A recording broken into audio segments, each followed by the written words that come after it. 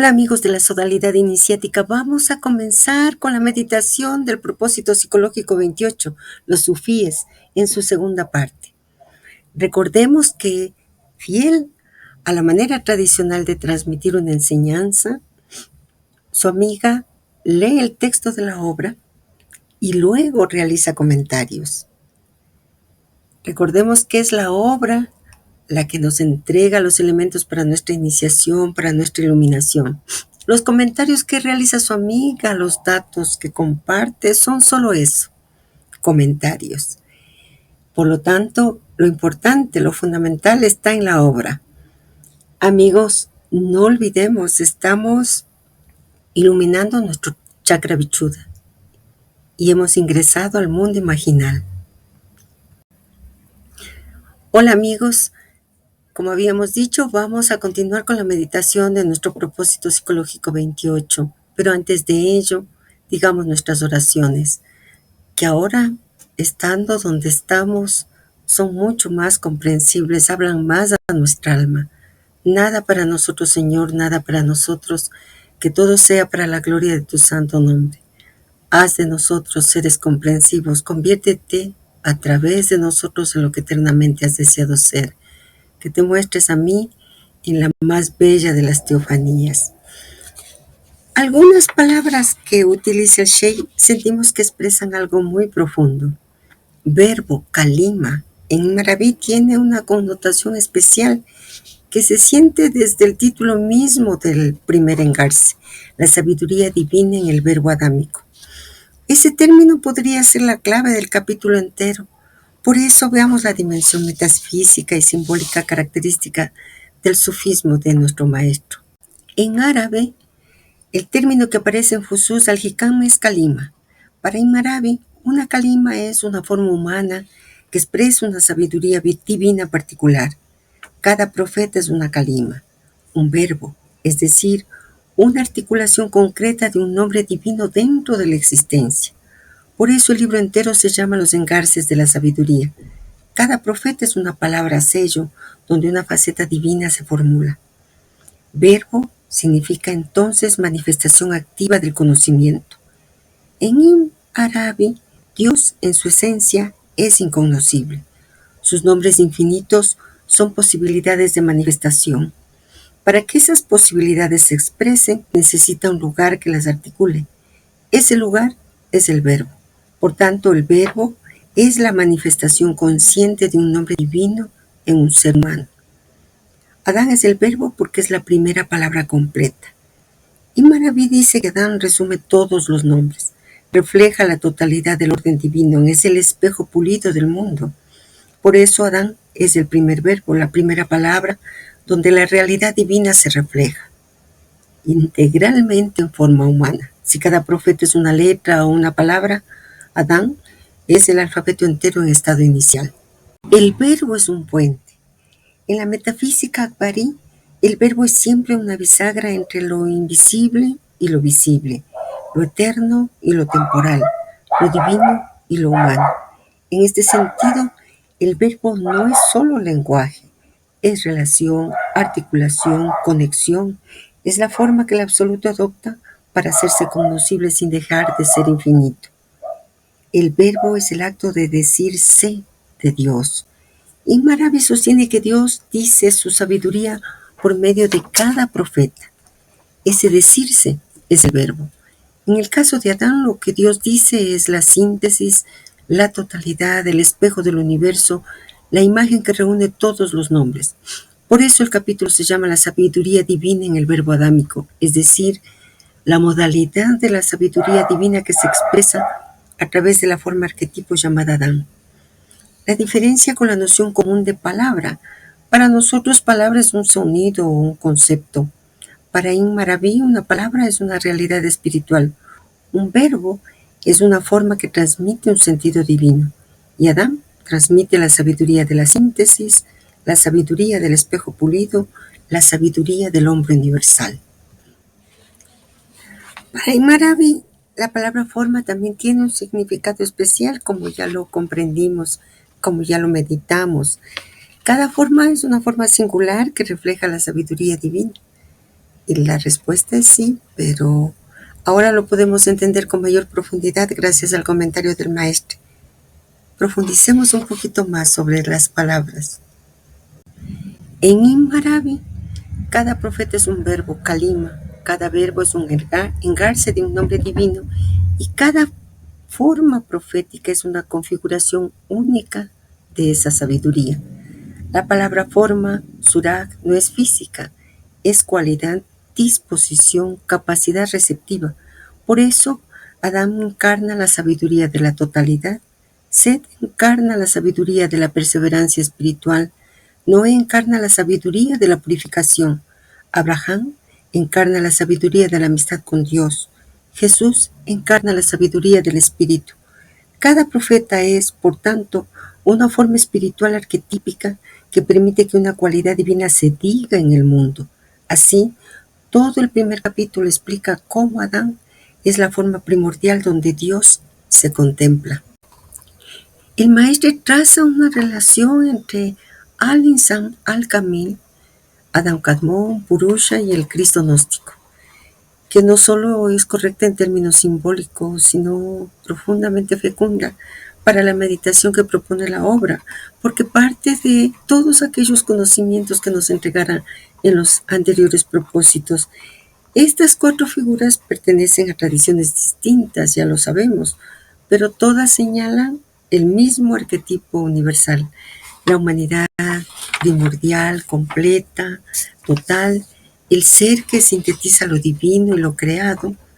Logremos ver lo que comparte cada una y cómo convergen en la noción akbarí del hombre universal. Al-Insan al-Kamil de Imharabi, el hombre perfecto no es una persona histórica, sino la plenitud de lo humano, el reflejo total de los nombres divinos, el espejo donde Dios se contempla, el mediador entre absoluto y mundo. Es Adán arquetípico, no el Adán cronológico, es la forma divina plasmada en la creación. Adam Kadmon en la Cábala es la emanación primera, la figura luminosa que contiene todas las Sefirot en estado primordial, la forma que el infinito Ein Sof proyecta para manifestarse, la matriz del cosmos y del hombre. Es, de nuevo, el hombre arquetípico, el contenedor de lo total. Purusha en los Vedas y el Upanishads. El Purusha védico es el ser universal, el hombre cósmico, de 1000 cabezas, 1000 ojos, 1000 pies, aquel cuyo sacrificio produce el mundo, la totalidad manifestada en forma humana simbólica. El himno del Purusha, Shukta, describe exactamente lo que Imharabi dice de Adán. El hombre universal es el cosmos y el cosmos es el cuerpo del hombre universal. El Cristo gnóstico, Logos crístico interior. En la gnosis, Cristo es el Logos, la palabra eterna, la luz que ilumina al hombre interior. La plenitud de la humanidad no caída es el principio por el cual Dios se expresa, el hombre se conoce y la unión divina-humana se realiza. No es solo Jesús histórico, sino el Cristo eterno, Christos Logos, el hombre primordial de luz. Todas estas tradiciones señalan lo mismo. Existe un ser arquetípico total que es simultáneamente principio del cosmos, modelo del ser humano, espejo del absoluto y puente entre los mundos. Dicho de manera meditativa, es la forma divina de lo humano, es lo que somos en esencia, antes de toda fragmentación. Por eso el maestro los relaciona. No se trata de sincretismo, sino de reconocer una unidad simbólica universal. ¿En qué son equivalentes en el lenguaje de la obra? Al-Insan al-Kamil, la realización plena del hombre interno. Adam Kadmon, la matriz luminosa de toda humanidad. Purusha, el hombre cósmico universal. Cristo gnóstico, el hombre de luz interior, el Logos en nosotros. Todos describen el arquetipo del hombre solar, el hombre Dios interior. Y bueno, la pregunta que surge es ¿por qué esto es tan importante para este propósito 28? Y tal vez, y por qué no decirlo, porque en Maraví, al igual que en otras tradiciones, afirma que el ser humano contiene todas las potencias del universo y el maestro nos vuelve a recordar en este propósito todo aquello que nos enseñó desde el gran mensaje 1, desde el primer propósito psicológico. En su centro, lo humano es una forma divina, y realizar eso es el propósito espiritual más profundo. Tal vez podríamos decir el único propósito. En otras palabras, la sabiduría en el verbo adámico no habla del hombre biológico, sino del hombre universal que está latente en cada uno de nosotros. Hay una enseñanza muy importante cuando el maestro nos transmite y nos dice: el ser humano individual, al-insan al-sahir, el hombre menor. Ya sabemos que nafs al-fard, el alma individual, es la expresión particular del alma universal. Contiene en miniatura todo el cosmos, es el microcosmos, reflejo del macrocosmos, y nos recuerda las 4 etapas del alma, nuevamente, que en la Cábala se menciona y que Ibn Arabi lo plantea también: alma animal, alma pasional, alma consciente, alma apaciguada. Nosotros sabemos que el destino del alma es volver y reintegrarse, ahora podemos decir, en el hombre perfecto. Detenernos en este conocimiento es necesario porque nos atañe de manera directa a cada uno de los seres humanos. Por eso, tal vez nuestra pregunta en este momento sea: ¿qué es nafs para el sufismo y cómo funcionan sus niveles?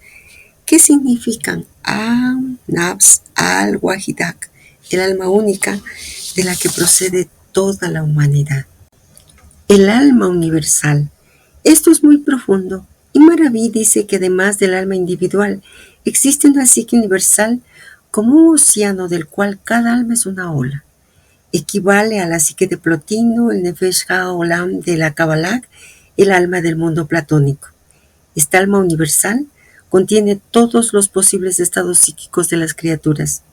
En términos akbarianos, es el nivel cósmico de la imaginación divina y corresponde a la tabla guardada, el depósito de todas las posibilidades individuales antes de manifestarse. El alma única. El Corán dice: Dios os creó de un alma única y de ella creó a su pareja.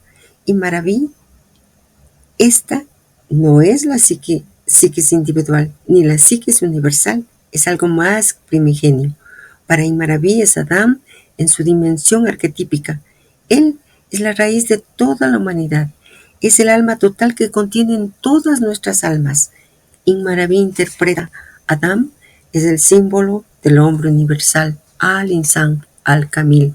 El hombre universal es la matriz de todas las almas humanas. Toda alma individual es una modalidad de esa alma única. En otras palabras, solo hay un alma. Cada persona es una ventana diferente de esa alma. Por eso dice el maestro que Adán es el alma única, de la que fueron creadas todos los hombres, no en el sentido biológico, sino en el sentido ontológico. La humanidad es una sola alma multiplicada en rostros. ¿Qué es An-Nafs en el sufismo? Para Ibn Arabi, Nafs no es simplemente alma en el sentido moderno, es algo mucho más complejo. Nafs es igual a la identidad psíquica, el yo individualizable que puede ser sombra o espejo del espíritu. Ibn Arabi distingue niveles de cada alma, de esta alma según su grado de claridad o de ilusión. Profundicemos uno a uno. Primero, el alma animal. Es el nivel básico, biológico, automático, vive por instinto, busca placer y huye del dolor. Se mueve por impulsos naturales, hambre, miedo, sexo, protección. En este nivel no hay moralidad ni culpa, solo funciones naturales. Es la base necesaria de la existencia humana, pero no es la meta.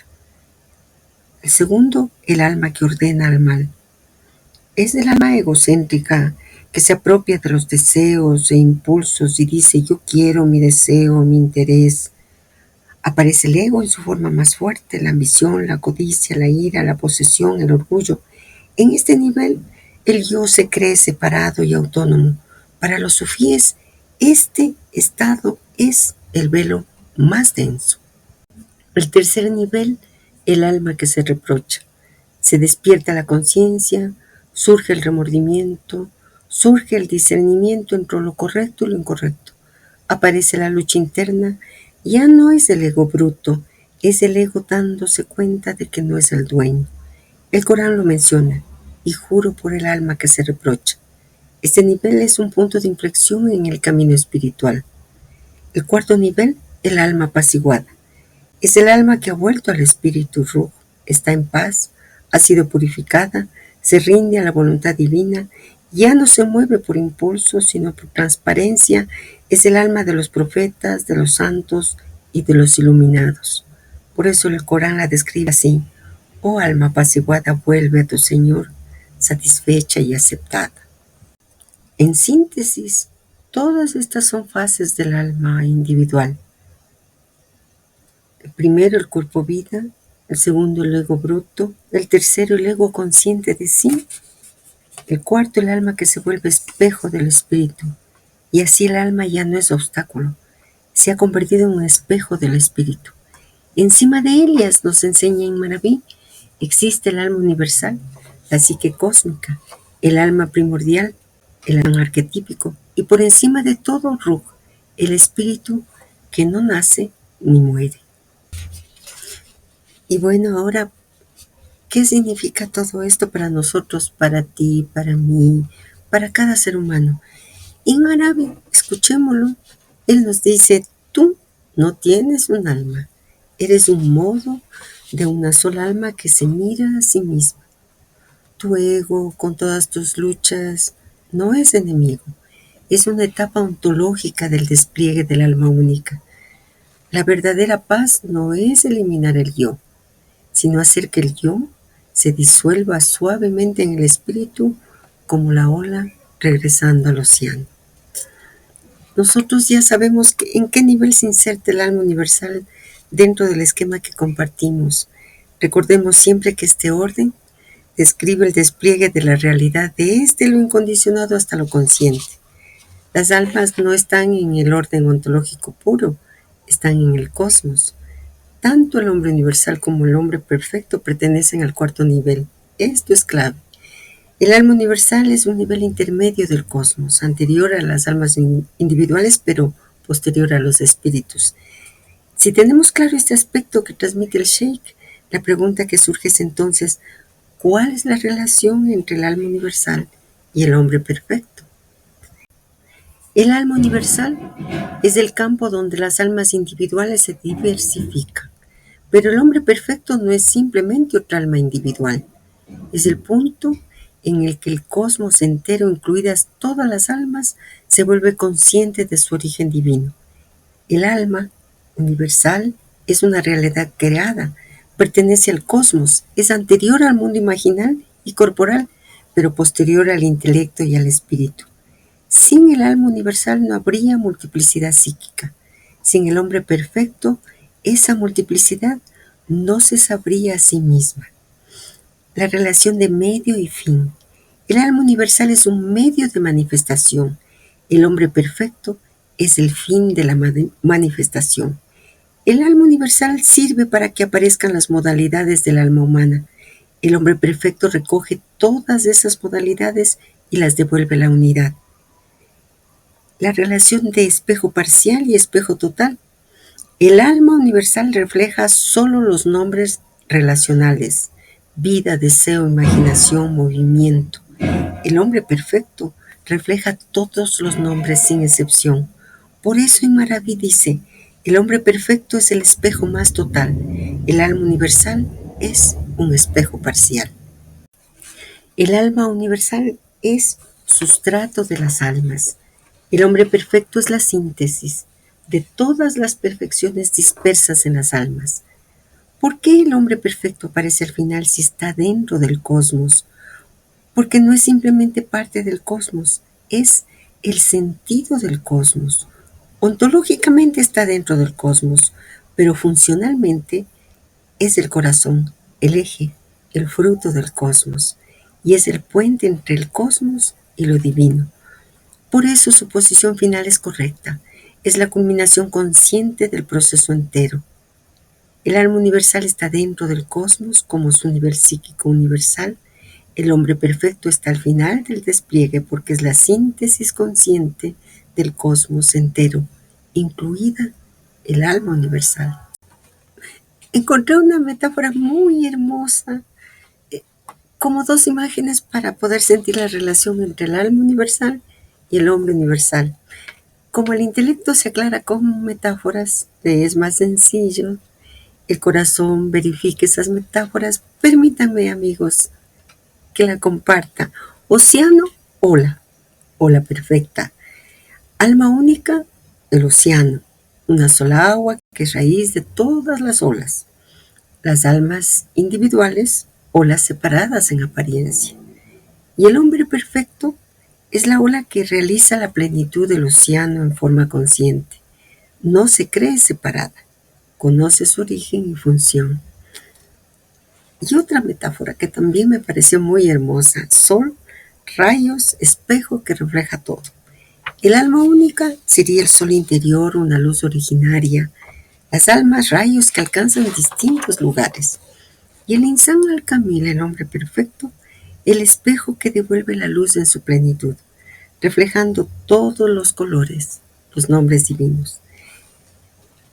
Es cierto que nos aclaran, pero nosotros comprendemos que ninguna metáfora agota esta enseñanza de Imarabi, pero todos apuntan a la misma geometría. Y claro, como siempre, la pregunta clave surge: ¿qué significa todo esto para nuestro camino interior? Nuestro amigo Corban, nuestro querido amigo Corban, en ese librito que ya lo mentamos, que ya lo vimos un poquito antes, el hombre de luz en el sufismo iranio nos transmite el conocimiento esencial. Dice que el alma siente que al haber llegado al centro, que al haber entendido que orientarse es mirar hacia el oriente, que es haber girado, nosotros podríamos decir en nuestra experiencia personal, los 180 grados de Yaldabaoth, y que ese movimiento no ha sido inútil, pues ahora en el centro y solo en el centro es posible dirigir la mirada hacia arriba. Al hacerlo, el alma escucha la prescripción. Es a ella de manera íntima, de manera personal, a la que ésta se dirige. Y entonces las palabras de Dios en el Corán tienen sentido para nosotros, porque es a nosotros que se dirige ese llamado de Dios. Oh alma pacificada, vuelve a tu Señor, satisfecha y aceptada. Nuestro amigo Henry Corban toma este llamado de Dios y que está en el Corán hacia el alma pacificada y habla de la trilogía del alma. La base de ese planteamiento de Corban es un libro de Cobra, que ya lo conocemos, y que considera Corban que realmente es un texto de los más profundos que se han escrito sobre la psicología sutil del alma en el sufismo. Y nosotros lo vamos a leer, aunque sea poquito, en un momento perfecto, porque encaja directamente con lo que estamos viendo. Es alma única, es alma universal, el hombre perfecto y nuestro camino interior. Corban nos pone frente al drama cósmico dentro del ser humano, ese drama que cada uno de nosotros vive. Vamos por partes para integrar todo esto que Corban nos va a transmitir. Corban nos dice: toda la psicología espiritual puede resumirse en 3 estados del alma, que ya están en Ibn Arabi y en el Corán. La primera, el alma que ordena al mal. Es oscura, está dominada por los impulsos, la pasión, la dispersión. Es el yo gregario, reactivo, mecánico, vive en la ignorancia. Es el estado del hombre exterior. La segunda, el alma que censura, la conciencia, despierta la autocrítica. Nace la luz del intelecto en su sentido espiritual. Surge la lucha interior, aparecen signos luminosos rojizos, como dice Cobra. Es el estado del combatiente interior. Y la tercera, el alma pacificada. Es el corazón verdadero, es un espejo transparente, ya no combate, descansa en Dios, corresponde a la estación de la certeza, aparece como un disco luminoso claro, como un sol de calma. Es el estado del hombre interior. Nosotros podríamos decir que ya reconocemos el movimiento de retorno al intelecto que Imaraví identifica con volver a Adán. Los órganos sutiles: corazón, espíritu, intelecto, secreto. Corban lo explica claro. El ser humano no tiene solo un alma, tiene niveles orgánicos de percepción suprasensible. En el sufismo persa estos son nafs, alma, qalb, corazón, ruh, espíritu, sir, secreto, kafí, arcano y akfa, lo más oculto. Esto corresponde exactamente a lo que Ibn Arabi llama los órganos sutiles, los centros donde se manifiestan los nombres divinos y los niveles del hombre universal en miniatura, porque el ser humano completo es un cosmos completo y por eso el cosmos es el hombre grande, al-Insan, al-Kabir, y el hombre es el cosmos pequeño, al-Alam, al-Sahir. Así que todo lo que describe Cobra es cómo en el interior del ser humano se despiertan los niveles del cosmos. El principio supremo, lo semejante, reconoce lo semejante. Este es el corazón del texto de nuestro amigo Corban. El sufismo nos dice: tú no puedes ver a Dios si no te vuelves semejante a Dios. Esto está en Empédocles, en Plotino, en el Hermetismo, en el Evangelio. Seréis semejantes al Padre. En Écar, en Ibn Arabi, cuando nos dice: el ojo con que ves a Dios es el ojo con que Dios te ve. Cobra lo formula así: la luz en ti reconoce solo a la luz de la que proviene. Cuando esa luz se purifica, ves su origen. Es decir, nuestra alma tiene partículas de los cielos, nuestro corazón tiene partículas del trono, nuestro espíritu tiene partículas del Espíritu Santo. Y cada una de esas partículas suspira por su origen. La nostalgia de Dios es, para el sufí, la prueba de que Dios está ya adentro. El anhelo es la señal del parentesco. La búsqueda es la búsqueda del mismo buscador por sí mismo. Así Corban lo describe como: la luz que sube del corazón encuentra la luz que baja del trono. Y esto es literalmente lo que Ibn Arabi llama luz sobre luz.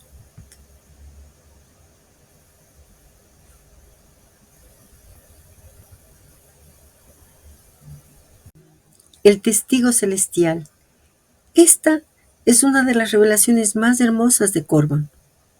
En la cima de la ascensión interior aparece nuestro hombre de luz, nuestro Sahib al-Mital, nuestro doble suprasensible, el yo real, el arquetipo eterno. Y Marabil lo llama tu yo en Dios anterior a tu nacimiento. Naj Cobra describe el encuentro. El contemplador y lo contemplado se fusionan. Aquí se cumple la frase maravillosa: lo semejante reconoce lo semejante. La luz reconoce a la luz. La esencia reconoce a la esencia. Y la pregunta que siempre nos hacemos: ¿qué significa esto para nosotros? Cuando este texto responde exactamente a nuestra pregunta fundamental: ¿qué implica toda la teoría del alma para el camino interior? Y nos dicen que no estamos creando nuestra espiritualidad, estamos recordando nuestro origen luminoso. Nos señalan claramente que el alma no es un bloque, es un drama, un proceso dinámico, una metamorfosis. Nos recuerdan que el ascenso no es moral, es cualitativo. La luz en nosotros se purifica. Todo lo que aparece en nuestro camino, luces, intuiciones, estados, son señales microcósmicas de nuestro parentesco con lo divino. Nos recuerdan que el trabajo interior es un proceso de semejanza creciente y que el encuentro final es un reconocimiento. Nuestra luz y la luz original se ven. Corban nos muestra algo esencial. Nos señala que el camino espiritual es física de la luz, que el alma humana es un cosmos en miniatura, que el anhelo es la brújula, la luz busca su origen, y que la percepción visionaria es reconocimiento, imaginación creadora.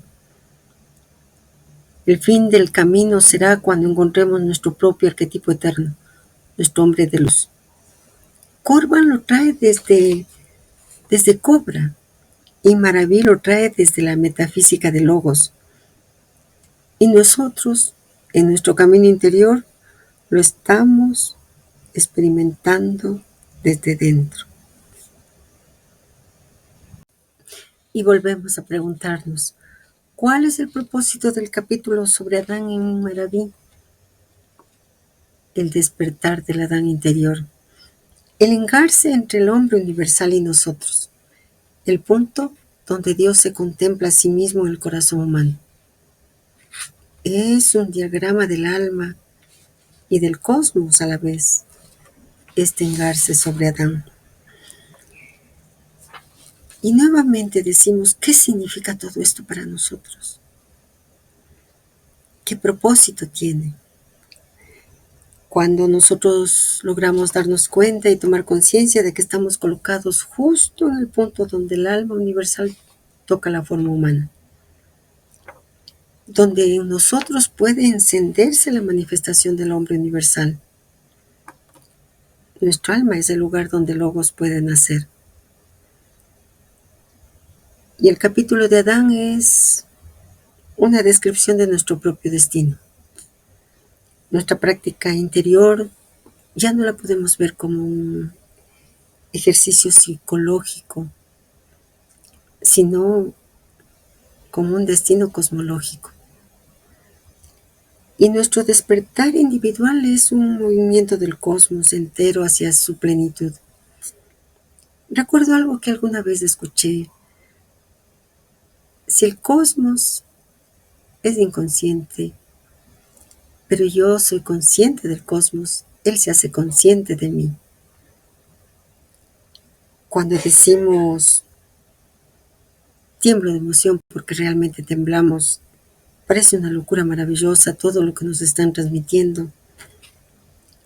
Podemos escucarle a Maraví respondiéndonos, quien entiende estas realidades, aunque sea un instante, participa del secreto de la profecía. Volvamos a la lectura del propósito. Queda por decir una palabra sobre las dos manos, de la cual se hace mención al final de este primer capítulo de la sabiduría de los profetas. Ese simbolismo se encuentra un poco en todas partes. Desde la época prehistórica, las marcas de las manos presentan un carácter mágico. En la India, ellas señalan una consagración. Aún actualmente aplicadas sobre un altar por medio de un polvo rojo, son un signo de veneración. La marca de los 5 dedos, dotada de un poder benéfico, preserva de los poderes malhechores. Su virtud propiciatoria se ha confundido con aquella acordada al número 5. El mismo valor es atribuido, por otra parte, a las marcas de los pies, cuyas representaciones se encuentran a través de las épocas en diversos países. El Museo Guimet de París posee un lienzo del siglo XVIII que representa el retrato de un místico tibetano. Hacking explica, en mitología asiática ilustrada, que, gracias a inscripciones, ha podido reconocer en esa pintura las marcas del gran lama de Tachi Lung Po.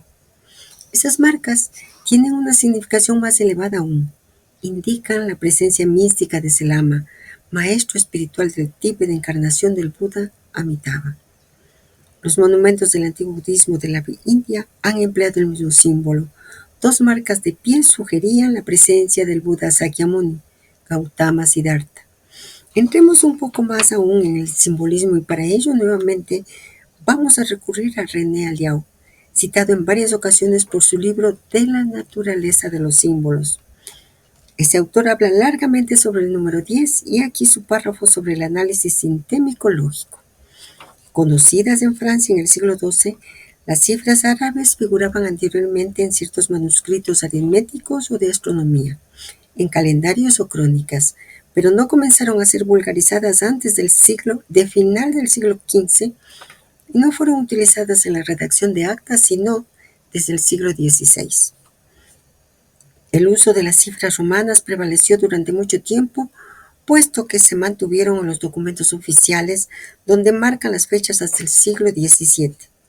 Se encuentra frecuentemente el signo X10, sea solo, sea combinado con otras cifras romanas, sea aún asociado, en ciertos casos bastante raros, con cifras árabes, por ejemplo x2 por 12, x3 por 13.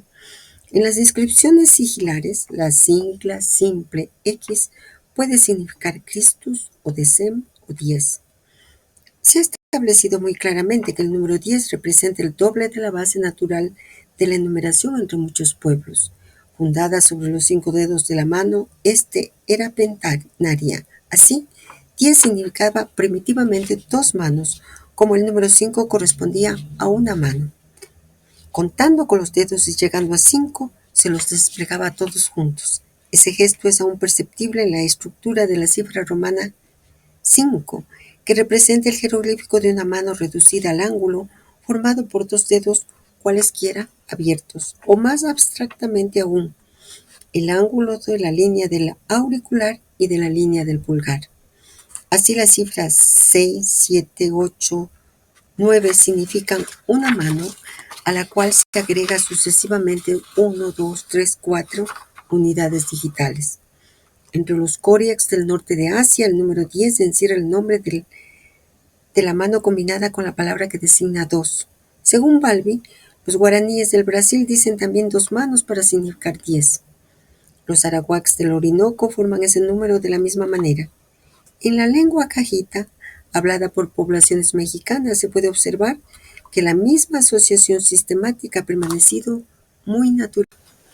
El hecho de doblar la numeración pentanaria se encuentra entre los mayas, donde 5 está figurado por un trazo y 10 por 2 trazos, así como en el quipu peruano, instrumento primitivo de cálculo, donde la decena es representada por un nudo con doble bucle. Si la cifra romana X correspondía así a 2 manos, es conveniente notar que ellas podían ser cruzadas a la altura de las muñecas para concluir la cuenta, o bien podían ser opuestas por sus palmas con los dedos abiertos. En el primer caso, la extensión establece una relación directa entre la palabra sánscrita tanayati, el oye, y el gótico taijún, 10. El inglés ten, 10, tent, décimo, el alemán sen, cente. En el segundo caso, el gesto evocaba una especie de recipiente. Constatemos solamente la existencia de una relación entre la raíz indoeuropea dek o dak, recibir, el griego toque, recipiente, tecomaí, recibidor, el latín doga, vaso, y la raíz dek, 10, sánscrito daka, griego deca, latín decim. En la posición de las manos precedentemente indicada, una asociación psicológica consciente o no, la evoca la idea de lazos, cosas unidas, y por extensión de unión en general. Notemos que hoy aún tal sentido es perceptible cuando reconocemos la existencia de un lazo social.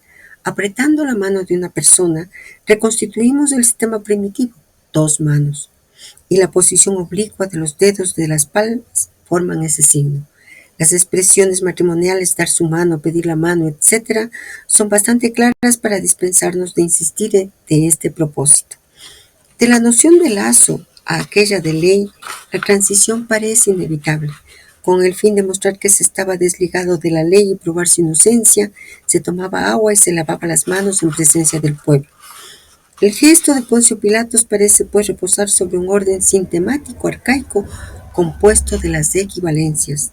2 manos igual lazos, lazos igual leyes, lavar las manos igual quitar los lazos. Entonces, lavar las manos igual a liberarse de las leyes. Esas ecuaciones no tenían necesidad de ser formuladas explícitamente para ser comprendidas de inmediato, ya que podemos notar que para Israel la noción de la ley estaba espontáneamente asociada al número 10, es decir, al decálogo de Moisés. Los dedos de las manos evocaban generalmente la acción humana y la transformación de las cosas. Sugerían por su cruzamiento energías que se agregan, que se asocian entre ellas a fin de acrecentar su poder. Al mismo tiempo, ellas traían por sus uniones una disminución de la libertad de los seres que reunían. Ese sistema puede ser sentido como una promesa o como una amenaza. Eleva hacia el bien o une al mal. Se convierte así en el signo de una elección inevitable entre 2 vías, aquella que sube o aquella que desciende. ligado como todos los sistemas cruciformes a la idea fundamental del fuego, de la chispa y de la llama. Él la divide en dos fuegos, el de la misericordia y el del rigor, aquel que edifica y aquel que destruye. Así, él aparecerá como el signo del combate, de la guerra entre dos principios que reflejarán la antinomia esencial, oponiendo la libertad a la. Y Liao plantea la cuestión. ¿Es pues solamente por una simple coincidencia que la inicial griega del nombre de aquel que debía anunciar la nueva ley tiene la misma forma que la cifra romana que designaba el número de mandamientos de la antigua ley? La X de Cristo no evocaba esa significación para los primeros cristianos, y aún para Julián el apóstata, que se vanagloriaba, según sus propios términos, de hacer la guerra a los X. No podemos afirmar nada evidentemente a este respecto, pero no es menos cierto que desde los tiempos de la disciplina del arcano, los primeros cristianos han compuesto sintemas enigmáticos cuyo sentido no era desvelado más que a los adeptos. En el Timeo, Platón trata de explicar la formación del mundo, es decir, de las cosas reales que caen bajo nuestros sentidos. La vida participa de la naturaleza de lo mismo y de lo otro, puesto que ella tiene algo que la vuelve idéntica a sí misma en medio de los cambios que prueba necesariamente para manifestar aquello que encierra. Ella es pues una esencia intermediaria formada con la esencia indivisible y la esencia divisible. Las dos últimas, representadas por la inteligencia y por la materia, fueron combinadas entre ellas con el fin de formar la unidad. De esa mezcla que constituye el alma, la divinidad cortó 7 partes marcadas por los números 1, 2, 3, 4, 8, 9, 27. Esas partes sirvieron para determinar los círculos que los planetas debían describir. Notemos que sin el socorro de la experiencia física, observando la relación entre los tamaños y los números que se encuentran en el diagrama de las 5 octavas consecutivas del género diatónico, Platón, guiado por el principio de la unidad del universo, llegaba a encontrar los números reales que expresaban los tamaños de las órbitas planetarias. El cálculo actual llegaría a 1,14, 2,16, 3, 4,56, 8, 15,6, 28, 61. El único error apreciable caería sobre Júpiter, 9, en lugar de 15, 6. Pero Pales está a 8,3. La mezcla de la cual él corta esas partes se encuentra de esa manera enteramente empleada. Esa composición hecha así, Dios eterno, la divide en dos en el sentido de la largura y aplica las dos proporciones una sobre el medio de la otra, imitando la letra X, Ki en griego. Hallamos así, por un singular encuentro, una idea primordial asociada a ese sistema, la superposición de dos partes cruzadas oblicuamente, una transposición del signo primitivo dos manos sobre el plano cosmológico. El sentido sufí del símbolo de las dos manos en Imaraví, que es lo que está en el centro de este capítulo del Fusus al Hikam, nos lleva a considerar que es necesario reunir todos los planos que el maestre nos está desplegando: el antropológico, el simbólico, el numérico, el cosmológico y el estrictamente metafísico. La síntesis clave sufí nos va a permitir entender por qué Maraví insiste en que Adán fue creado con las dos manos de Dios y por qué este simbolismo es tan universal que aparece desde la prehistoria hasta Platón. ¿Qué son las dos manos en Maraví? No son manos humanas, ni son dos partes de Dios. Son un símbolo del doble aspecto de lo divino. Mano derecha, Jamal, belleza, misericordia, Rahma, la irradiación tierna, luminosa, expansiva. Mano izquierda, Halal, majestad, rigor, la fuerza que delimita, ordena, contrae, estructura. Este dualismo es funcional, no ontológico. No son dos dioses, son dos modos de acción divina. La tradición coránica dice: creé a Adán con mis dos manos. Para los sufíes, esto significa solo el ser humano, En su prototipo adámico, es creado por la plenitud de los dos aspectos divinos a la vez.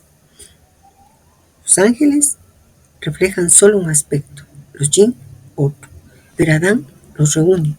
Ahí está el secreto. ¿Por qué el maestro introduce el simbolismo universal de las manos? Para mostrarnos que el símbolo de las dos manos no es accidental.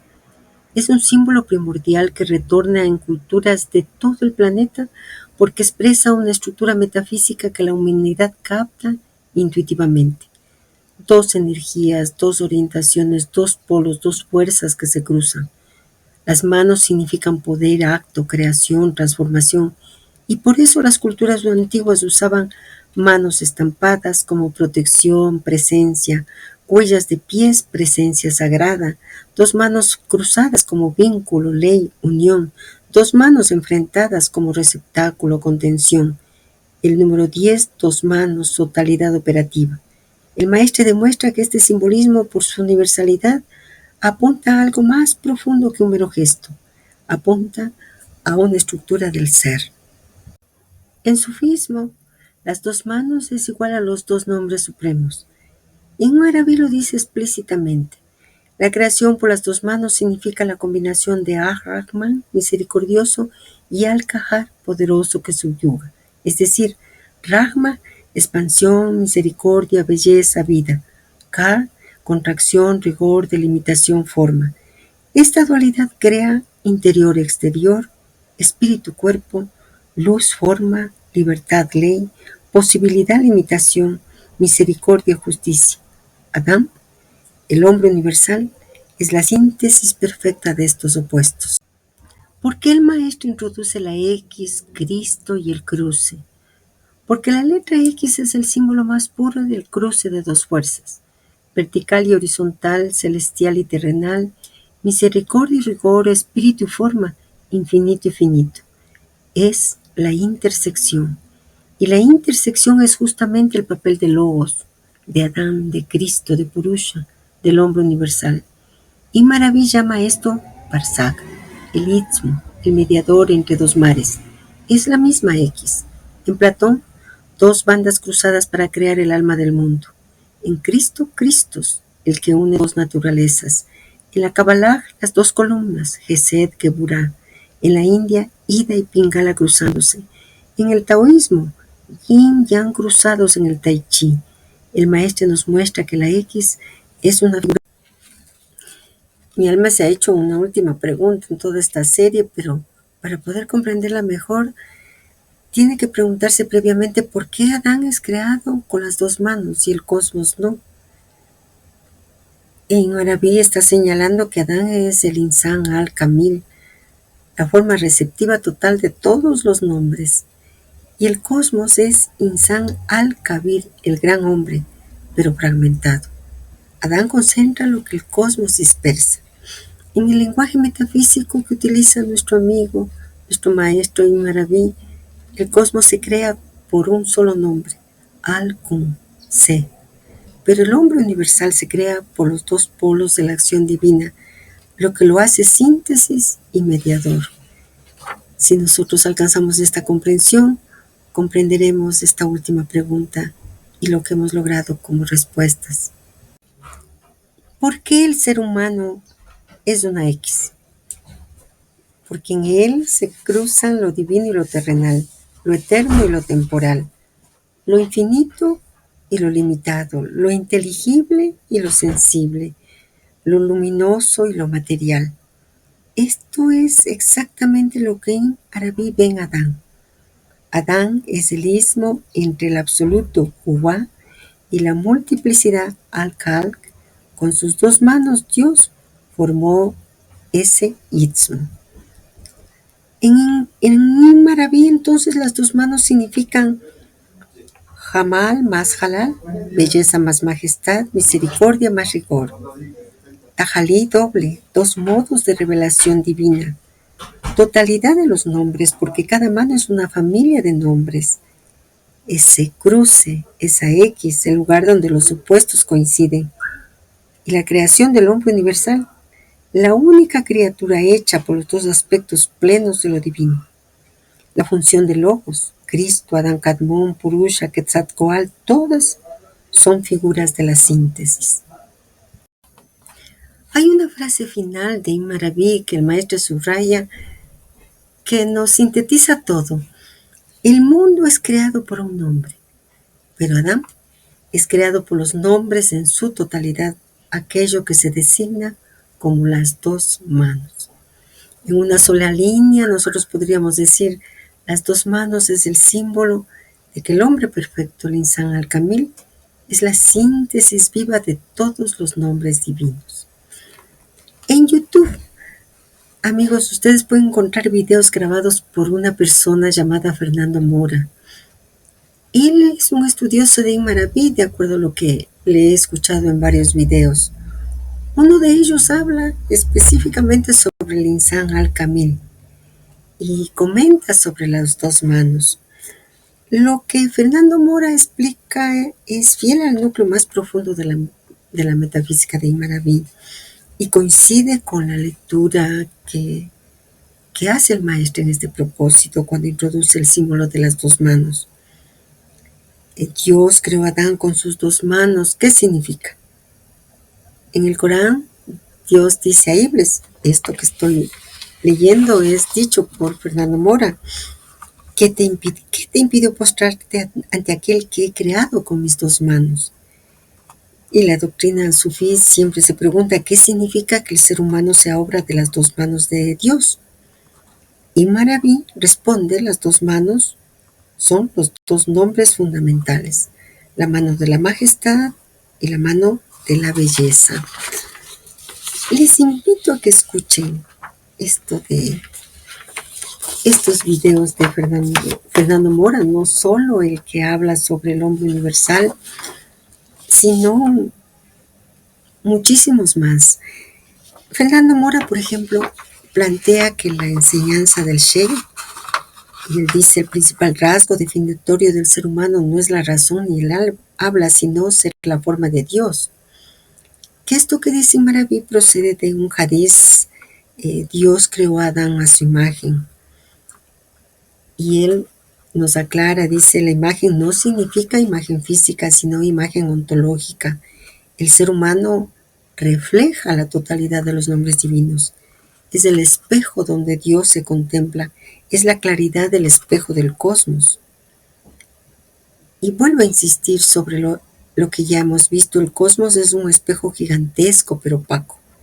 El ser humano es el pulimento del espejo, y el hombre perfecto Insan al-Kamil es ese espejo pulido hasta la transparencia absoluta. Y señala la importancia de esas dos manos. Somos los únicos seres, ya individualmente, que tenemos esa dualidad. Y como bien señala Fernando Mora, es que siendo la estructura dual del cosmos, siendo la estructura dual del hombre universal, nuestra estructura también es dual. Y que nuestro trabajo es alcanzar la síntesis, porque en nosotros es posible alcanzar esa síntesis. La integración interior, que se la alcanza en el camino espiritual, y la unidad trascendida en el hombre perfecto. Y Fernando Mora dice, el ser humano, es decir, cada uno de nosotros somos los únicos seres que podemos sostener la contradicción sin rompernos. Tenemos que integrarla sin anularla y finalmente trascenderla en una unidad superior. Ese es el secreto entero de las dos manos. Por lo tanto, recuerden, en YouTube ponen Fernando Mora y van a encontrar hermosos videos de este estudioso de el pensamiento de Ibn Arabi. El maestre termina la transmisión del primer engarce y es largo realmente, muy largo, la lectura es muy larga, la meditación nos lleva a profundidades del pensamiento de Ibn Arabi y Corban, Fernando Mora inclusive, Cobra, nos han auxiliado en esta meditación para lograr que nuestra alma comprenda, que nuestra alma escuche, que nuestra alma dialogue, que nuestra alma medite y encuentre esos secretos. Por eso tenemos una propuesta: terminar aquí la segunda parte, porque tendríamos que empezar luego con el segundo engarce, los dos fundamentales. El segundo engarce es de la sabiduría de la inspiración divina en el verbo de Set. Y también es un engarce muy largo y que hace que nosotros nos detengamos, seamos capaces de preguntarnos y preguntarnos hasta encontrar qué es lo que realmente el Sheikh nos está transmitiendo para transfigurar y para realizar ese trabajo interior en el mundo intermedio. Así que nos vemos pronto para poder continuar con la tercera parte de la meditación de este propósito maravilloso.